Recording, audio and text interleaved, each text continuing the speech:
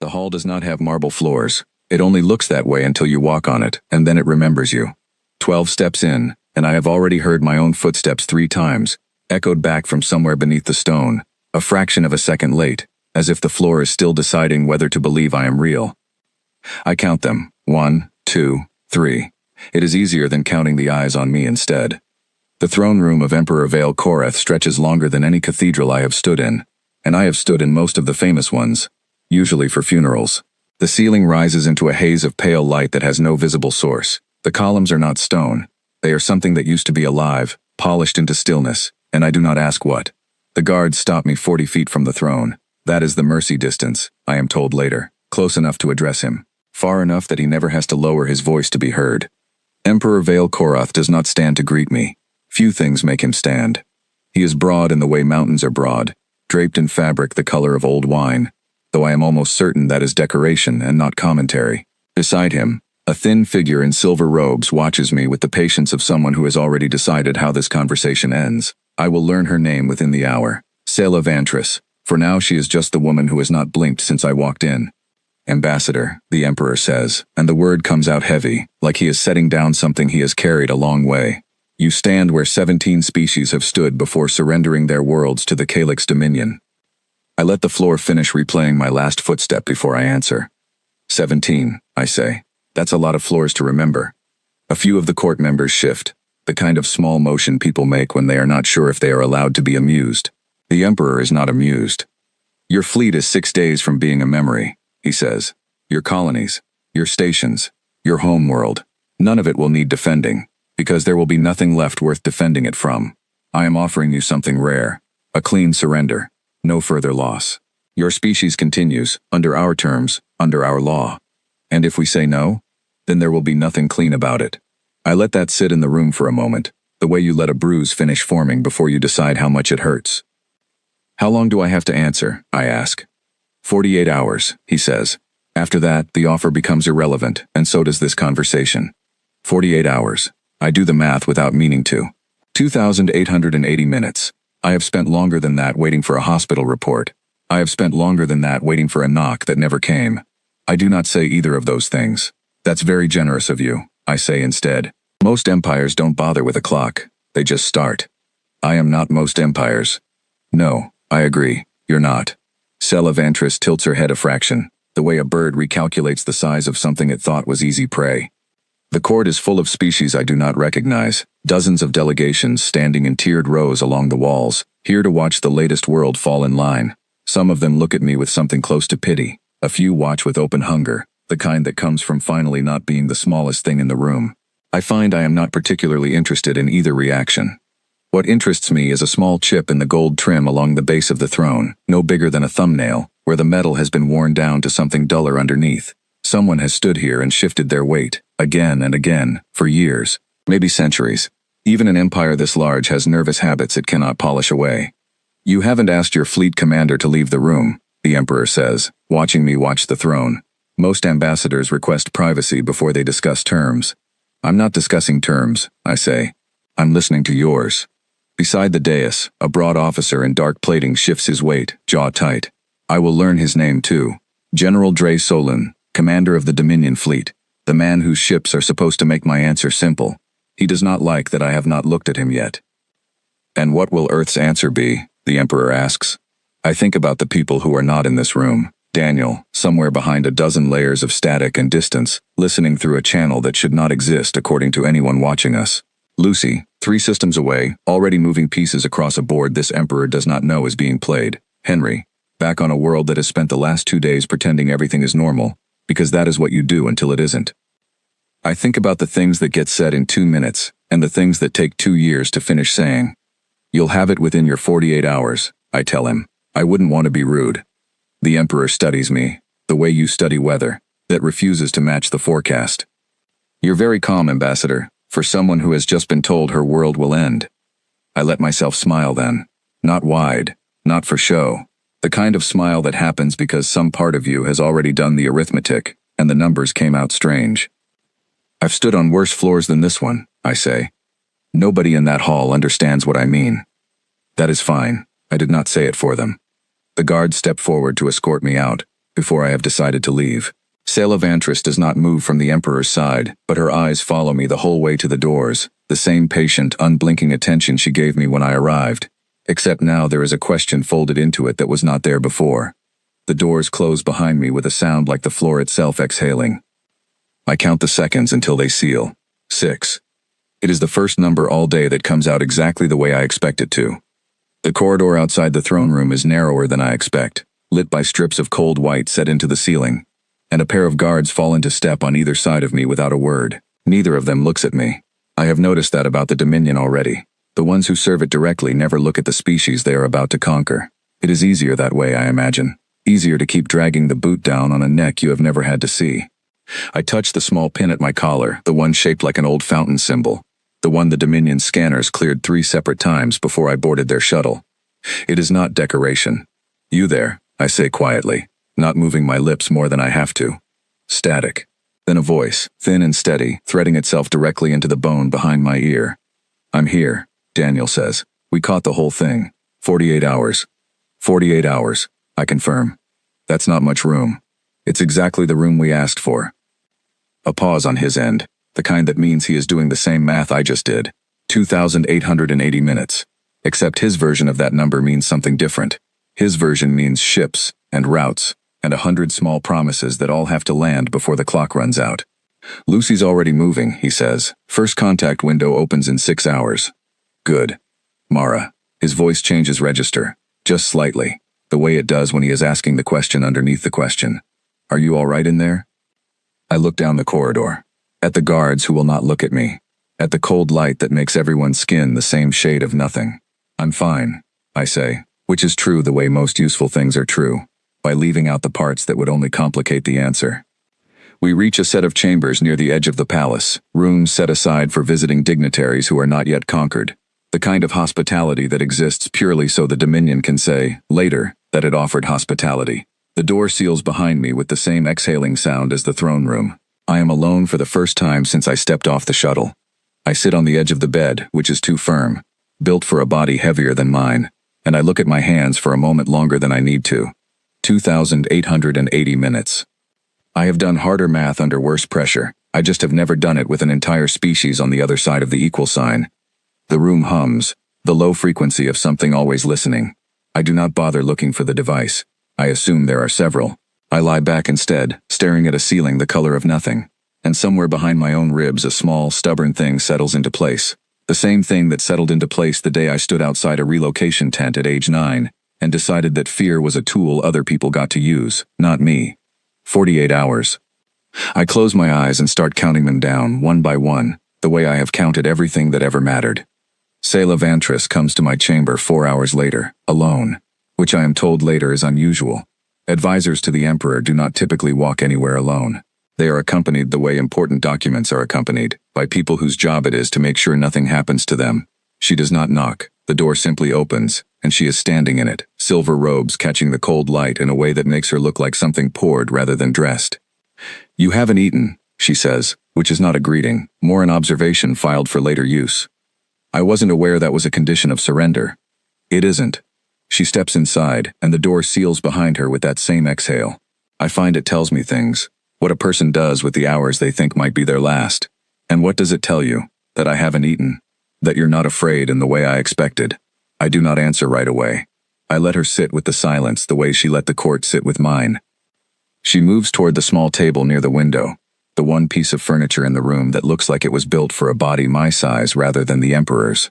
She runs one finger along its edge, the same idle gesture I noticed at the throne, a habit so old it has worn its own groove into the metal underneath. Your fleet commander, she says, the man you speak to through a channel that shouldn't exist on Dominion frequencies. Does he have a name? So they know about the pin. Of course they know about the pin. I never expected otherwise. Daniel, I say, because there is no reason to lie about something so small, and small honest things make the larger ones easier to hide. Daniel, she repeats, testing the shape of it. And what is Daniel doing for you right now, Ambassador, while you sit in this room not eating? Probably worrying. He does that well. That's not what I asked. It's what I'm answering. Something close to a smile moves across her face, gone before it fully arrives, the way light passes over water without staying. You remind me of someone, she says, I get that a lot. No. She turns to look at me directly for the first time since she entered. I mean it specifically. There was a delegate, 3 centuries ago, from a world called Ardeni. Small place, proud place.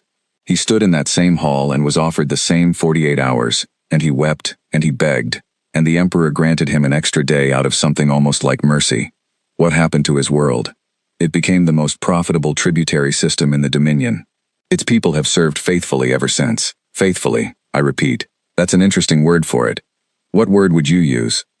I think about my answer longer than I need to, not because I am unsure, but because I want her to watch me think about it. Patient, I say finally. There's a difference. Alphantris. Celavantris studies me the way a jeweler studies a stone she suspects is not what it claims to be, and for a moment, neither of us says anything, and the silence does more work than either of our sentences managed. You haven't asked about your fleet's chances, she says. Most species, in your position, want to know the odds before they decide anything. I already know the odds. Do you? 48 hours. Against an empire that's been collecting tributary worlds for 3 centuries. The math isn't complicated. And yet you smiled at the emperor. I think of the chip in the gold trim, worn smooth by years of someone shifting their weight on a throne they were never quite comfortable sitting in. I think of 17 species standing exactly where I stood. I think of how many of them must have done the same math I just did, out loud, in front of a court built to enjoy watching them arrive at despair. I smiled, I say, because the math isn't the part that worries me. Celavantris waits for me to finish the thought. I do not finish it. Some things are worth more held back than spent. She leaves without saying goodbye, the door exhaling shut behind her, and I sit alone again, in a room built for a body bigger than mine, turning over the conversation the way you turn over a stone to see what's living underneath it. My hand finds the pin at my collar again. You heard that, I say quietly. All of it, Daniel answers. She's good. Careful. She didn't ask anything she didn't already half know the answer to. That's how you find out the half she's missing. Lucy says the Ardeni system just came online for contact. First response window in 9 minutes. Ardeni. The same world Celavantris mentioned. The same proud little place that wept and begged 3 centuries ago, and was rewarded with 3 centuries of faithful service. I did not choose that world by accident. None of the worlds on Lucy's list were chosen by accident. We spent 4 months building that list before I ever set foot on a Dominion shuttle. 4 months of quiet conversations in places the Emperor's intelligence network was never built to watch, because nobody in 300 years had bothered listening to what the small, faithful, profitable worlds actually wanted. It turns out what they wanted, mostly, was someone to ask. Tell Lucy I want the Ardeni response the moment it lands, I say. Whatever it says. You think they'll answer? I look at the ceiling the color of nothing, and somewhere behind my ribs that same stubborn thing from the relocation tent settles a little deeper into place. They wept and begged for an extra day 3 centuries ago, I say. I think a species capable of that kind of hope hasn't actually run out of it. I think it's just been waiting for a better offer. The hours move differently when you are counting them on purpose. I have learned this before. In places I do not talk about. Waiting rooms and transit stations and the long quiet stretch between a question and an answer that might change everything. Time does not slow down or speed up. It simply becomes very, very visible, every minute arriving one at a time instead of blurring into the next, and you start to notice things about yourself you usually let pass unnoticed. I notice that I keep glancing at the chip in the table's edge where Celavantris rested her finger, the small worn groove in the metal. I notice I am doing it the way I once noticed myself counting ceiling tiles in a hospital corridor. Fixing on something small and irrelevant because the large thing in the room is too heavy to look at directly. The large thing in this room is not fear. I want to be precise about that, even with myself, especially with myself. The large thing is the weight of every person back on Earth who does not know yet that their survival is currently being negotiated by a woman sitting alone in a chamber built for a bigger species, staring at a groove in a table. My comm pin warms against my collar. Mara. Daniel's voice again, different now, faster. Ardeni responded. And? They want terms. Real terms. Not a rescue, not protection, just trade on equal footing. The kind they haven't had since before the Dominion took them in. Lucy's drafting now. Something in my chest loosens, just slightly, the way a knot loosens when you find the right thread to pull, instead of pulling all of them at once. That's 1, I say. That's 1, he agrees. 41 to go, if we're being thorough. We're being thorough. I do not smile this time. I do not need to. The thing inside me that smiled at the Emperor was never really about him. It was about this exact moment. The first thread coming loose. Proof that the math I had been doing in private for 4 months was not the comforting fiction of a desperate woman, but an actual hole in a wall 3 centuries thick. Outside my window, through glass that distorts the light into something faintly green, I can see a sliver of the Dominion sky, ships moving in slow formation between towers that scrape too high to be anything but a message. Look how much we have built. Look how little you have left to refuse with. I look at it for a long moment, and then I stop looking, because there is other work to do, and because some messages are not worth the courtesy of being received the way they were sent. Get me the next 9 on the list, I tell Daniel. We have 44 hours left, and Celavantris already suspects there's more going on here than a frightened ambassador stalling for time. You think she'll tell the Emperor? I think of the way she watched me, the patient, unblinking attention, the small, ungiven smile. Not yet, I say. I think she wants to know what she's looking at first. People like her don't report half a picture. They wait until they're sure. And when she's sure, I look back at the worn groove in the table, the one made by someone who stood in this exact spot, shifting their weight, for longer than is comfortable to imagine. By the time she's sure, I say, it won't matter what she tells him. General Dre Solon does not sleep during the 48 hours. He has not slept properly in years, not since the rank was given to him along with the weight that comes attached to it. But tonight is different in a way he cannot name yet, only feel, the way a sailor feels weather before the instruments confirm it. The war room beneath the palace is a long oval chamber, its walls covered in slow-moving light that maps the edges of the Dominion's territory, hundreds of systems glowing faint amber, tributary worlds rendered in a softer gold. He has stood in this room for most of his adult life. He knows its light the way other men know a familiar face. Tonight, 3 of the gold systems are not glowing the way they should.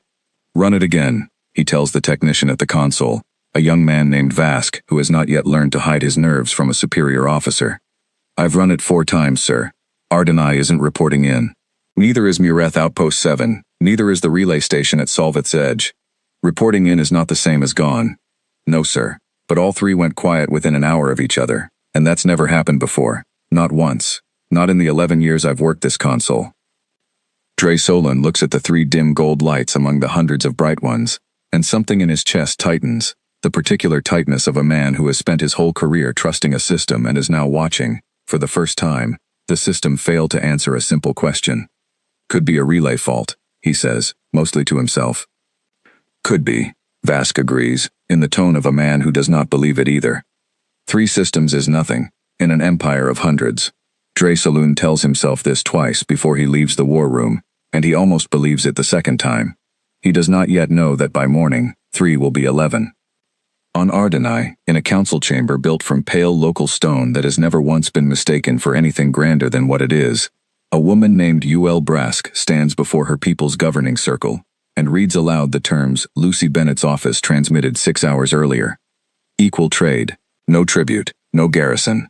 A formal acknowledgement, in writing, witnessed by 3 other Dominion tributary worlds, that the old debt Ardenai has spent 3 centuries repaying, was settled in full over 100 years ago, and that everything paid since has been collected under terms Ardenai never actually agreed to, only surrendered to.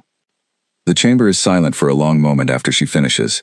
An elder near the back, old enough to remember stories of the original surrender passed down from a grandmother who was a child during it, finally speaks. And if we say yes, what happens to us when the Dominion's fleet finds out?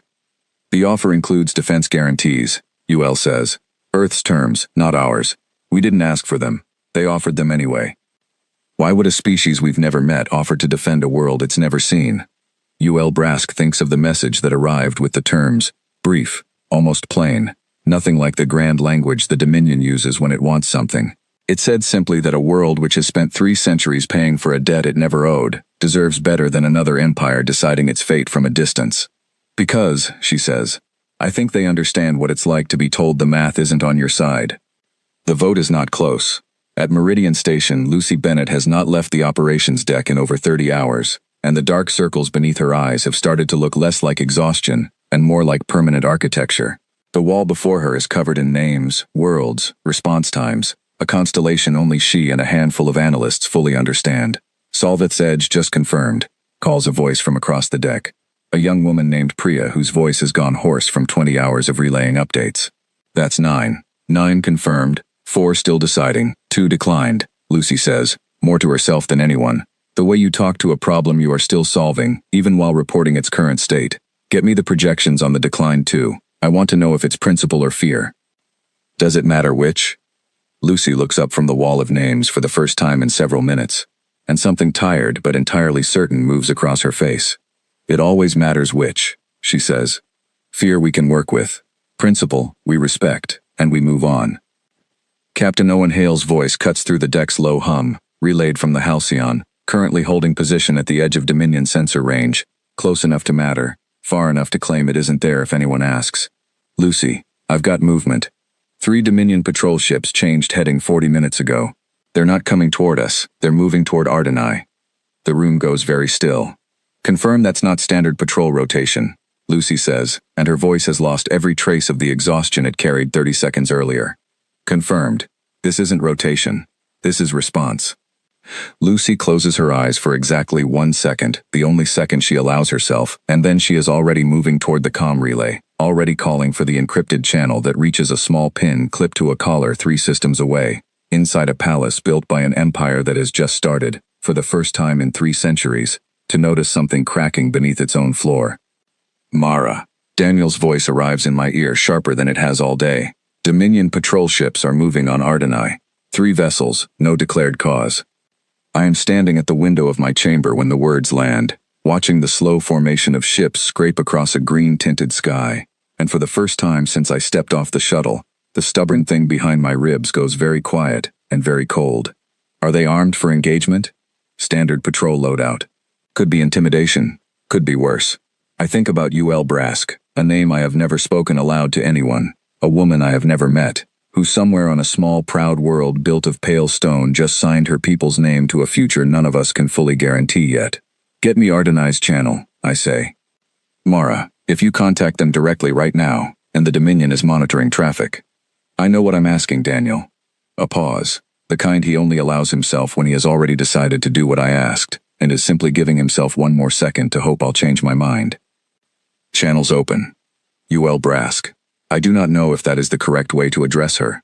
I do it anyway, because formality is a luxury for situations with more time in them than this one has. This is Mara Whitfield. I understand patrol ships are moving toward your system. The voice that answers is steady in a way that tells me everything about the kind of person who can read terms like the ones we sent and not flinch. They are. We see them on approach. Do you want to reconsider the terms? There is a pause, not long, but long enough that I count it. 3 seconds. No, she says. We've reconsidered for 300 years. We're done reconsidering. Something in my chest, the cold, quiet thing, warms by exactly 1 degree. Then hold your position, I say. Don't engage, don't run, let them see you standing there. And if they fire? I look out at the green-tinted sky, at the slow formation of Dominion ships that have never once had to imagine a world saying no to them, and I think about every floor I have stood on, that was built to make me feel smaller than I am. They won't, I say, with more certainty than I currently have any right to. Not yet.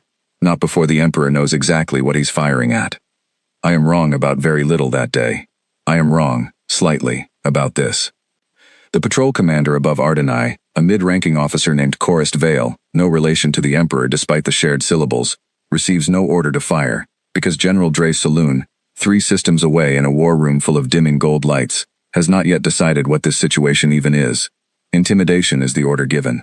Intimidation is what Corrist Vale executes, 3 ships holding position above a world too small to matter, in theory, broadcasting nothing but presence. It is enough to terrify a population that has feared exactly this moment for 3 centuries. It is not enough to make them take the vote back.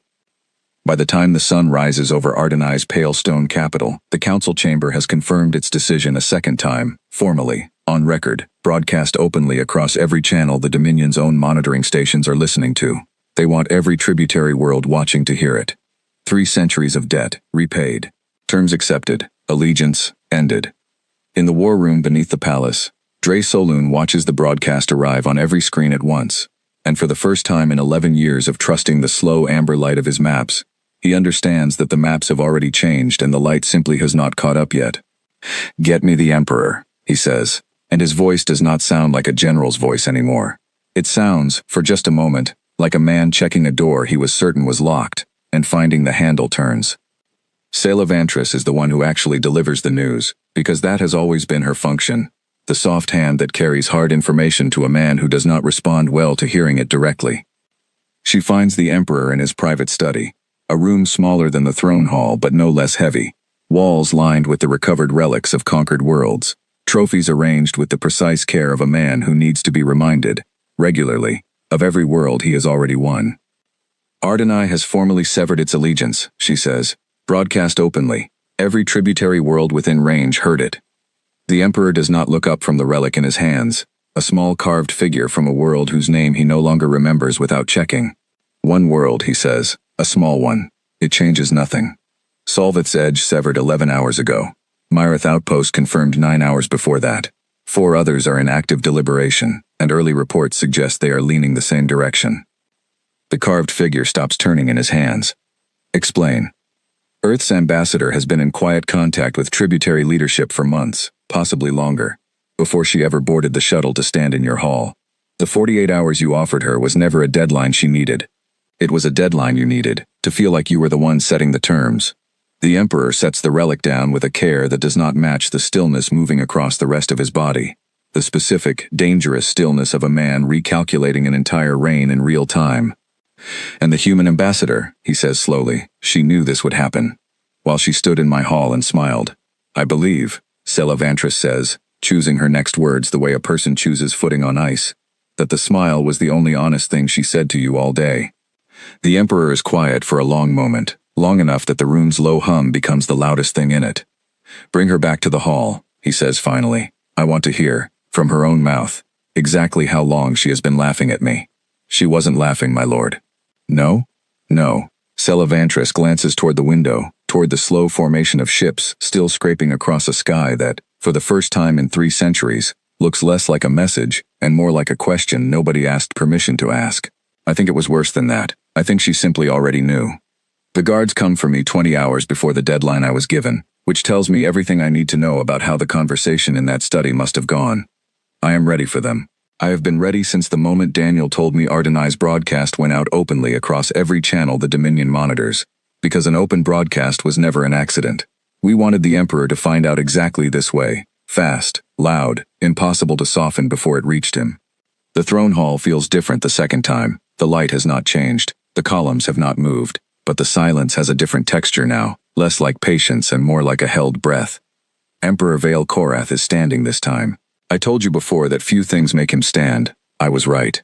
48 hours, he says, before I have crossed half the distance to the dais. I gave you 48 hours, Ambassador, as a courtesy, as mercy, and you spent it tearing pieces off the foundation of an empire 3 centuries old. I spent it listening, I say, same as you asked. Do not. His voice does not rise. That is somehow worse than if it had.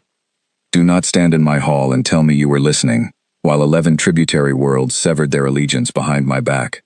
While my own general's maps went dark one light at a time and nobody thought to tell me until it was already done. General Dre Saloon stands near the dais, jaw tighter than it was the last time I saw him, and for the first time since I arrived in this hall, he looks directly at me. There is no anger in it, not exactly. There is something closer to recognition. The look of a man realizing the battlefield he trained his whole life for was never the one he ended up fighting on. You never had 11 worlds, I say. You had 11 worlds that were afraid to say no. There's a difference, and I think somewhere underneath all that gold trim, you've always known it. Careful, Ambassador. I've been careful for 4 months, I say. I'm done being careful for the next 60 seconds. Selavantris, standing slightly apart from the throne now, watches me with an expression I cannot fully name, something between admiration and grief. The look of a person watching a wall they helped build come down, and finding they are not entirely sorry to see it go.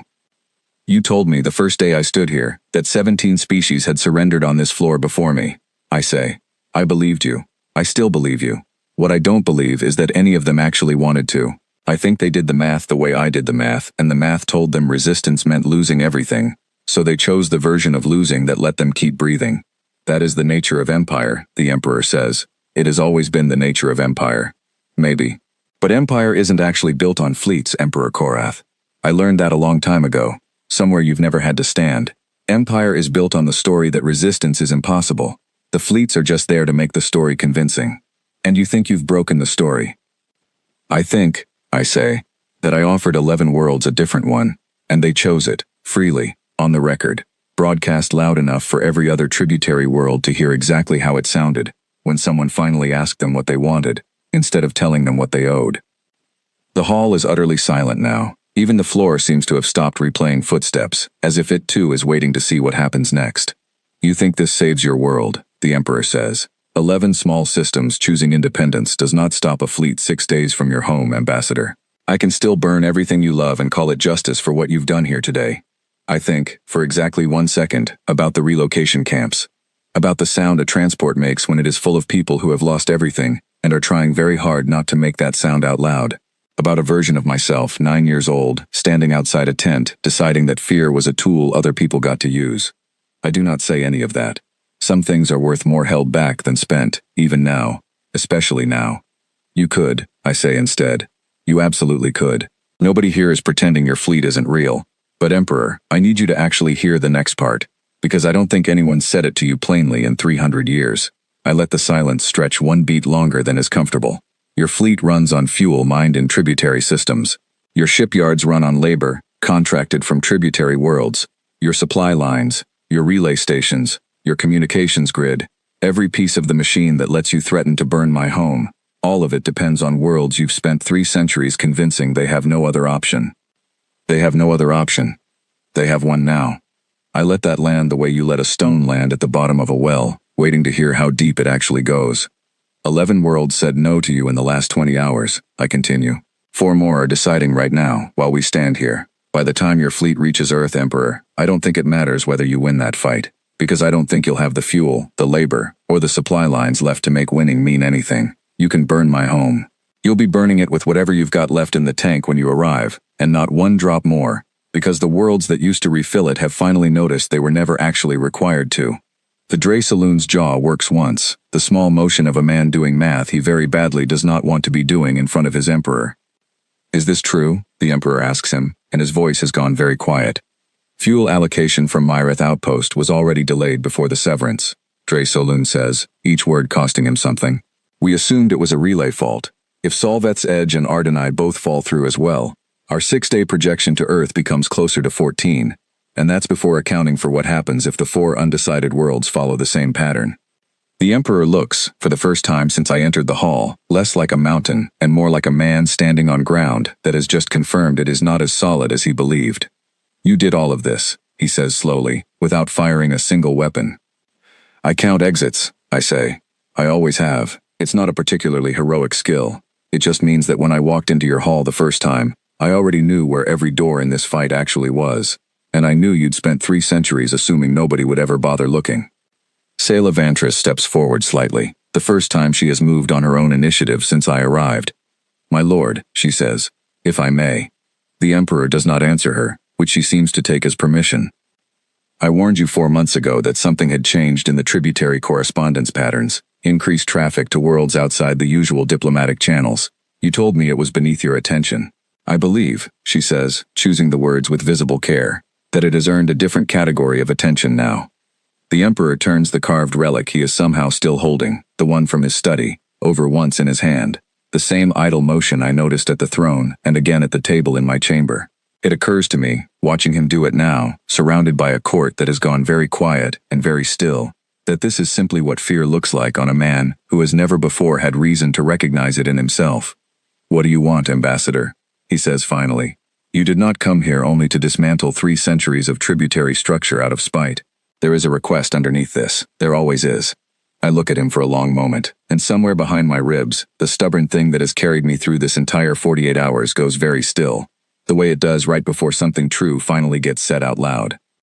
I'll tell you exactly what I want, I say, but not standing here, with a clock you set still running over my head. You wanted 48 hours to feel like you were the one in control of this conversation.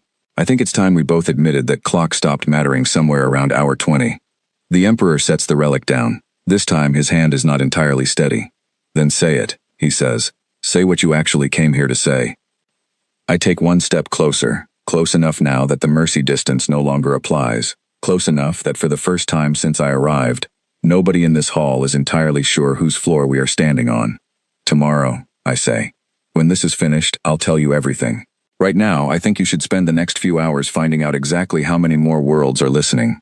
The Emperor does not sleep that night, and neither do I, though for very different reasons. He spends his hours in the war room beside General Dre Solon, watching gold lights dim one by one across a map he has never had to watch dim before. I spend mine in my chamber, listening to Daniel's voice arrive in pieces, each piece another small proof that the 4 months of quiet work Lucy and I built in places nobody thought to watch were not, in the end, a desperate gamble. They were simply patient. By the time the doors of the throne hall open for me a third time, 16 tributary worlds have formally severed their allegiance. 6 more remain in active deliberation. Not one has chosen to stay silent, and I think that detail matters more than any of the numbers, because silence was always the Dominion's preferred condition, and for the first time in 3 centuries, nobody seems willing to give it to them. The hall is different this morning. Fewer delegations line the tiered walls. Word travels fast in a court built on the appearance of unshakable order, and order, it turns out, is the easiest thing in the universe to shake once people understand it was never as solid as it looked. Emperor Vale Korath is seated again, but he does not look settled into the throne the way he did the first time I stood here.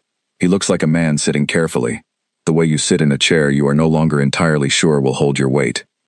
"You said you would tell me what you want," he says, without preamble, without the heavy ceremonial weight he carried into our first conversation. "I am listening, Ambassador. I find I no longer have the luxury of not listening." I look around the hall, at Sela Vantris standing closer to the foot of the dais than she did before, at Dre Saloon with dark circles beneath his eyes that match the ones I imagine sit beneath mine, at the handful of remaining delegations watching with an attention that has shifted, subtly, from fear to something closer to curiosity. "I don't want your throne," I say. "I want to be very clear about that, because I think it's the assumption sitting underneath every question you're about to ask me. Earth doesn't want to rule the Calyx Dominion. We don't want your territory, your shipyards, your relics, or your throne room with its floor that remembers everything except how to forget a debt that was already paid." Then what? I want what Ardeni got, what Solveth's Edge got, what every world on that list got, the moment they were finally asked instead of told. I let the words land slowly, deliberately, because some sentences deserve the full weight of the silence around them. I want Earth recognized as independent, permanently, in writing, witnessed by every tributary world currently reconsidering its position. No tribute, no garrison, no clock ticking down to a 48-hour deadline disguised as generosity. And if I refuse, then you'll spend the next year watching the rest of your tributary worlds do exactly what these 16 did, except this time they'll be doing it with proof that it worked, that a small species with no empire of its own stood in your hall and walked out with everything it asked for, while you sat there and let it happen, because you had nothing left to threaten anyone with, that they hadn't already learned to live without fearing. Dre Saloon shifts beside the throne, and for a moment I think he might object, might reach for the old language of empire, fleets and consequence and the simple math of force. He does not. He has spent the last day watching his own maps confirm, one gold light at a time, that the math changed long before he noticed. "You could have asked for more," Sela Vantris says quietly, almost to herself, though the whole hall hears it. "Reparations, territory, a formal apology, broadcast as widely as the surrender demand was meant to be. You had the leverage for all of it." "I know. Why didn't you?" I think about this question longer than any other one asked of me in this hall, because it deserves an honest answer, and honest answers are rarer in rooms like this than anyone admits. Because the version of justice that just keeps taking more, the moment it has the power to, is the same machine that built this throne room in the first place, I say. I didn't come here to become what we just spent 4 months helping 11 worlds stop being afraid of. I came here to make sure Earth never has to stand where Ardeni stood 3 centuries ago. That's the whole ask. It was always the whole ask. The Emperor is quiet for a long moment, his hands resting on the arms of a throne that has, somewhere in the last hour, become too large for the man sitting in it. "You understand," he says finally, "that what you have done here will not stop with 16 worlds. Once it is known that the Dominion can be made to bend, others will test it, others will ask for more than independence. Some will ask with weapons instead of words." "Probably," I say. "That's not really my problem to solve for you, Emperor. I think, somewhere underneath all of this, you already know that an empire which only holds together through fear was never actually stable to begin with. I didn't break something solid. I think I just removed the last reason everyone had to keep pretending it was." He does not argue with that. I notice he does not argue with that. "The terms," he says. "Put them in writing. I will sign them before the day is finished." "Witnessed by Ardeni, Solveth's Edge, and Mireth Outpost," I add. "I want this signed in front of the same worlds who proved it was possible. You don't trust my word alone." I don't think anyone in this hall does anymore, I say, not unkindly. That's not an insult, Emperor. That's simply what happens when an empire spends 3 centuries asking for trust it never bothered earning. There is a long silence after that, the kind that used to feel dangerous to me the first day I stood in this hall, and now simply feels like the natural shape of a conversation finally being honest with itself. Then it will be witnessed, he says. Sela, see it done. Sela Vantress inclines her head, and for just a moment, before she turns to carry out the order, her eyes meet mine, and something passes between us that has no easy name. Not friendship, not quite respect either, not yet. Something closer to the recognition 2 people share after surviving the same storm from opposite sides of it. The signing happens 4 hours later, in a smaller chamber near the edge of the palace, far less grand than the throne hall, lit by ordinary light instead of the haze of unexplained gold. Representatives from Ardenai, Solvit's Edge, and Mirith Outpost stand as witnesses, their presence alone a kind of quiet miracle. 3 worlds that spent 3 centuries being told their voices did not matter, now standing close enough to watch an emperor's hand shake, almost imperceptibly, as he signs a document that erases the very foundation his empire was built on. I do not gloat. I want to be honest about that too, because it would be easy to gloat, and I think gloating would undo something important about what just happened here. I simply watch, and I count the seconds it takes for the ink to dry, and somewhere behind my ribs, the stubborn thing that carried me through every hour of this is finally, quietly, allowed to rest. Daniel's voice arrives in my ear as the last signature lands. Mara, it's done. It's actually done. It's done. I agree. Henry wants to know if you're coming home. I think about home, about a world that has spent the last 2 days pretending everything was normal, because that is what you do until it isn't, and is about to wake up to the news that it no longer has to pretend. Tell him I'm coming home, I say. Tell him to put the kettle on. I've had a very long 48 hours. I walk out of the palace alone. No guards on either side of me this time, through corridors that no longer feel narrow, past delegations who watch me now with an attention that has nothing left of pity or hunger in it, only the careful curiosity of species recalculating what is actually possible. The throne hall's great doors are visible from the courtyard outside, and as I pass beneath them one last time, the floor beneath my feet does what it has always done, replaying my footsteps a fraction of a second late, as if it is still deciding whether to believe I am real. This time, though, it is not only my footsteps it replays, somewhere underneath the echo, faint, layered, impossible to separate fully from my own. I hear other footsteps too, the ones of every species that has stood on this floor before me, the ones who wept, who begged, who chose the version of losing that let them keep breathing. The floor remembers all of it now, not just the surrenders, the refusals too. I step out into the open air of a world that is not my own, beneath a sky the color of something I do not yet have a word for, and I stop, just for a moment, to breathe it in. I count the seconds until the great doors seal behind me. 6, same as before. For the first time since this entire journey began, I am not counting because I am bracing for what comes next. I am simply counting because it is a number I finally like the shape of. Behind me, the empire that ordered my world to surrender sits in its hall, its floor full of new echoes it never asked for and cannot now unhear. Ahead of me, a transport waits to carry me home, to a world that does not yet know how close it came, and does not yet know it never has to find out the hard way. I smile again, the same smile I gave the Emperor on the first day, except this time there is no court to misunderstand it, no throne to aim it at, no clock running down over my head. This time, it is only for me. And that, I think, walking toward the ship that will carry me home, is exactly how it should be.